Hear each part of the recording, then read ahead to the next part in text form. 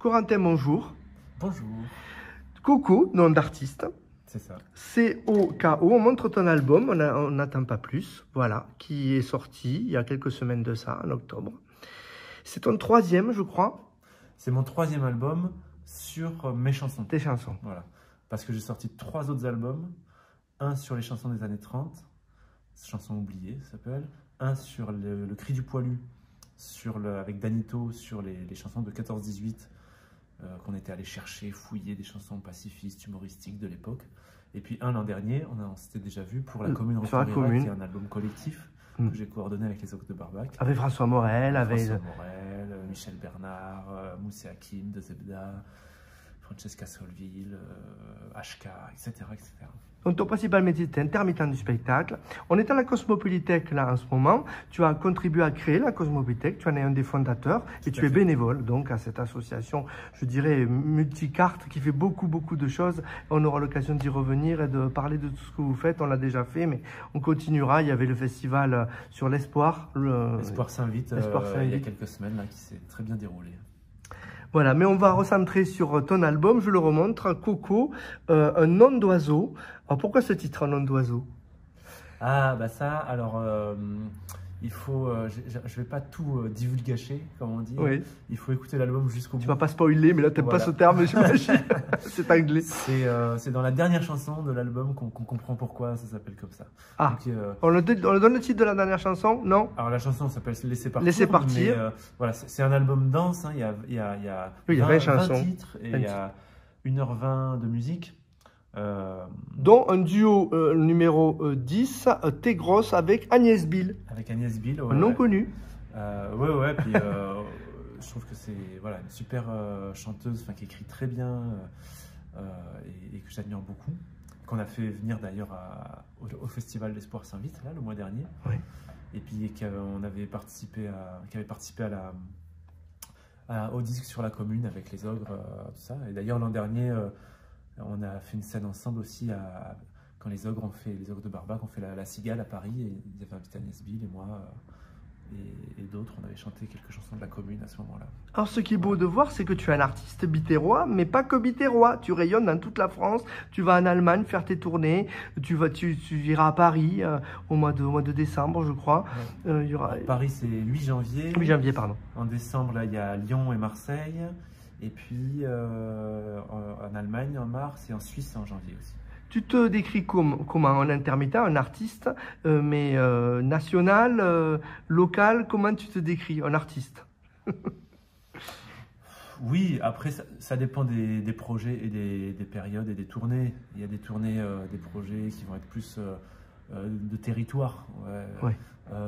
Plus travaillés. Des fois, je fais des projets avec les écoles des gens, avec des associations à Béziers, parce que c'est un projet qui a du sens, ou aux alentours, dans l'Hérault, tout ça. Et puis des fois, des projets de tournée, plus d'un nouveau spectacle, là, comme là, où on a envie d'aller le jouer un peu partout, en France ou au-delà. Alors, jouer cet album, comment tu pourrais définir cet album? Moi, j'en suis assez content de cet album, dans le sens où ça fait des années que je le prépare, en fait, et c'est toujours... Moi, je viens de la scène. Ça fait 10 ans que tu n'as pas fait d'album à toi. Hein. Voilà, j'en avais fait 3 dans les 10 ans, quand même, ouais. Donc les 3 sur les chansons... Oui, mais pas à toi, directement. Voilà. Mais les chansons, elles étaient plutôt écrites. Par contre, c'est le fait de les arranger, de trouver, d'enregistrer les voix, etc. Moi, je viens de la scène, c'est-à-dire je suis à l'aise sur scène, en tout cas. Puis mes parents sont dans le théâtre, voilà, je suis à l'aise sur scène. Et dans la rencontre avec le public, l'interaction, etc. Puis en plus, avec le Covid, on n'a pas pu rencontrer le public pendant de longs mois. On a été privés là. Il y a un truc qui est difficile dans les albums, c'est de rendre ce côté-là. Moi, j'interprète avec mon corps, avec mes mains, avec mes expressions. Et bon, il n'y a pas ça dans l'album.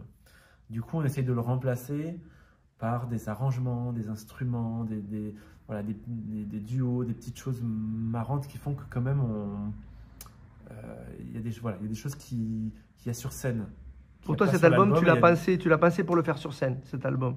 Tu t'épanouis sur scène, quoi. Alors moi déjà, j'ai pas pensé à un album, j'ai pensé des chansons. J'ai pensé des chansons, et après, une fois qu'il y a plein de chansons, moi j'en ai plein en réserve des chansons. Bon, on va en sélectionner une quinzaine, une vingtaine pour faire un album. Des fois, il y a certaines chansons que j'avais déjà chantées sur scène, d'autres non, mais il y en a pas mal que j'avais déjà chantées sur scène. Et d'ailleurs, c'est aussi pareil pour un spectacle. Il y a... Ah, mais on va plus parce qu'il y a l'actualité, parce qu'il y a des choses dans ma vie, parce qu'on a envie de, tiens, plutôt de montrer ces chansons-là, ou plutôt de montrer celles-là. Là, c'est vrai que, par exemple, dans les chansons qu'il y a toujours des chansons engagées sur l'écologie, sur Bouteille à la terre. Hein. Bouteille à la terre à bon dos, qui parle de choses comme ça. Il y a aussi des choses sur d'autres thèmes. 53 ans, ça parle de la prostitution, les nouveaux messies ou le cantique exalté d'un enfant de cœur en béatitude devant les bienfaits du capitalisme. Oui, il est lourd ce titre. C'est aussi avec humour, mais sur un peu les croyances qu'il peut y avoir dans notre société très capitaliste sur l'enrichissement sans limite. Enfin, voilà. Mais c'est vrai qu'à côté de ça, ce qu'on m'a fait comme retour aussi, c'est qu'il y a beaucoup de chansons plus sur la poésie, sur l'amour, sur la tendresse. Aussi, oui. Des mots pour te dire belle. Voilà, ouais, plus que sur les 2 premiers albums que j'avais fait, quoi, on va dire. Donc je me suis un peu autorisé de... Enfin voilà, il y a quand même les 2, enfin les 2 ou les 3, enfin voilà, les différents. Ta vie a évolué en 10 ans, j'imagine, c'est plus la même aussi. Bah oui, voilà. Après, bon, je dissocie quand même parce qu'il y a c'est vrai qu'il y a beaucoup de chanteurs peut-être qui écrivent des chansons très autobiographiques. Oui. Moi, je précise souvent que c'est pas des chansons autobiographiques. Ça veut pas dire qu'il y a plein de choses qui sont pas... Évidemment, il y a plein de choses qui sont inspirées par ce qui se passe dans ma vie, par un regard que j'ai.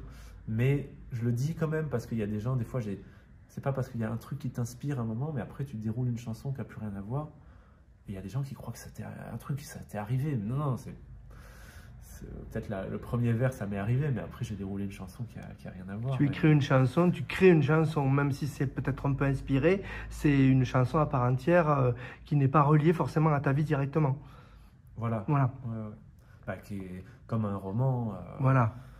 On écrit, voilà, un roman policier, il y a un assassin, il y a un enquêteur, une enquêtrice, enfin, c'est pas forcément que c'est arrivé. C'est dur d'écrire pour toi une chanson? Ça vient tout seul ou c'est dur à écrire, à maturer? D'abord la mélodie, après les textes ou d'abord les textes?